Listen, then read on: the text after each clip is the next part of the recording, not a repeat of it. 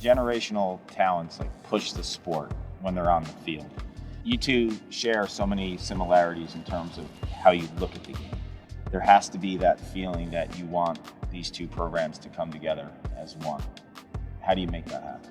I looked at it as a chance to really create some equality in the programs and really help create Syracuse lacrosse as a brand of not just men or women, but of both. Taking over the men's, I want to be much more cooperative with the women's program, help raise money together, do a lot of things together to help benefit both programs so we can both have success. And when you think of Syracuse lacrosse, you think of both programs.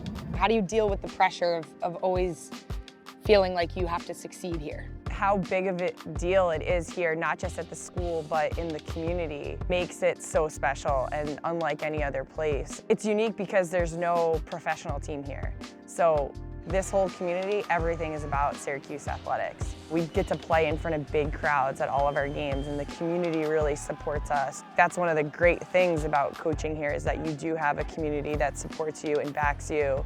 It's just kind of how you look at it, and obviously there's pressure for anyone in these big jobs, but the uniqueness of our programs together, of the men's and the women's programs, certainly helps and makes us different. But I actually look at how much this community supports us as a huge benefit to being here. Ultimately, my decision to come to Syracuse was really solely to play for Coach Gait. I just loved his style of coaching. I really believed in him. He told me that we can win a national championship and compete for championships. He has the best mind ever in lacrosse, men's or women's, and he really lets you push the envelope and be creative and take chances. Year 3 coaching the men's. Prior to that, 14 years coaching the women's. Take me back to when Kayla was in 9th grade and you first saw her play the game of lacrosse. Why did you have to have her part of your program?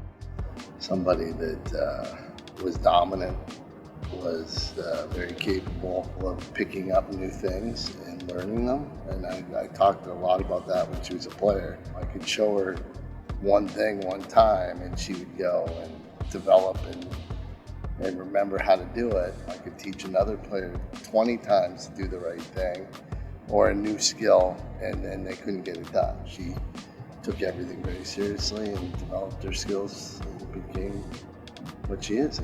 One of the greatest players ever. Kayla, how has Gary primed you for this position of your career right now? Something unique about Syracuse is that it really is like a family. When I graduated, it wasn't that we never spoke again. His daughter is one of my best friends, and he's my greatest mentor in life. So we always stayed connected, and the greatest gift I've ever received is that I played for a coach that really believed in me. As women, you can be naturally pretty insecure and second guessing of yourself. He gave me this gift of ultimate belief in myself, which I think is, if you can do that for somebody else, there's nothing greater that you can do for somebody.